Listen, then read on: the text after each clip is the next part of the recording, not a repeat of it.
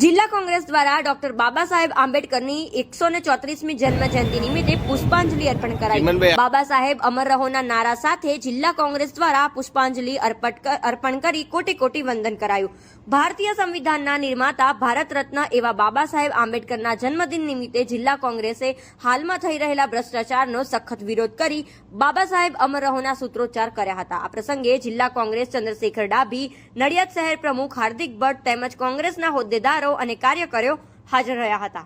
આજે ડોક્ટર બાબા સાહેબ આંબેડકરની 134મી જન્મ જયંતિ પ્રસંગે આજે ખેડા જિલ્લા કોંગ્રેસ સમિતિ તથા નડિયાદ શહેર જિલ્લા કોંગ્રેસ સમિતિ દ્વારા આજે બાબા સાહેબની પ્રતિમા પર માલ્યાર્પણ કરીને આજે એમને જન્મદિવસની શુભકામનાઓ પાઠવવા ભેગા થયા છે। ત્યારે આ દેશના બંધારણના વડા, આ દેશના બંધારણના શિલ્પી, આ દેશનું ભારતનું રત્ન કહેવાય એવા ડોક્ટર ભીમરાવ બાબા સાહેબની 134મી જન્મ જયંતિ છે। ત્યારે સમગ્ર દેશને હું તમામ ખેડા જિલ્લા કોંગ્રેસ સમિતિ તમામને શુભેચ્છાઓ પાઠવું છું।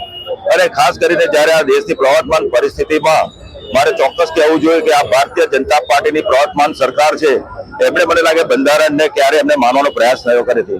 આજે એ લોકો એમના દ્વારા એ જે ઉજવણી કરવાનો જે બાલિશ પ્રયાસ કર્યો છે, એમને ક્યારે બંધારણ સાથે ન્યાય સૂચક સેટ પણ સંબંધ પણ નથી। તમે જુઓ છો કે સમગ્ર દેશમાં અત્યારે બંધારણની હત્યા થઈ રહી છે। ભારતીય જનતા પાર્ટી દ્વારા જે રીતે બંધારણને માથે લઈને ફરે છે, એવું કહે છે બંધારણ પણ ખરેખર બંધારણને લોકો યોગ્ય નથી। તમે જુઓ તો તાજેતરમાં લોકસભામાં આપણા ગુજરાતના જ કહેવાય એવા મંત્રીશ્રીએ એક નિવેદન આપ્યું હતું કે બાબા સાહેબ વિશે જે આપ જાણો છો એવી ટિપ્પણી કરી હતી।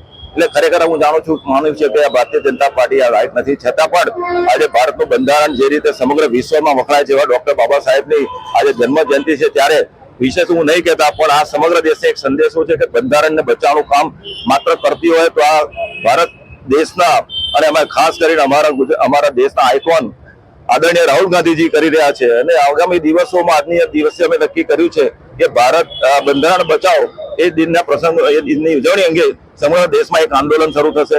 કારણ કે અત્યારે જે પરિસ્થિતિ થઈ છે મુજબ બંધારણ ખરેખર ને મુશ્કેલીમાં મૂકી રહ્યું છે, ત્યારે આ બંધારણ બચાવવાની જવાબદારી કોંગ્રેસ પક્ષની છે। ત્યારે તમામ સવારના સાથીઓ મારી સાથે ઉપસ્થિત છે, સાથે જોડાશે અને આગામી દિવસોમાં એક જલદ આંદોલન કોંગ્રેસ દ્વારા આપવામાં આવશે એવી અભ્યર્થના છે।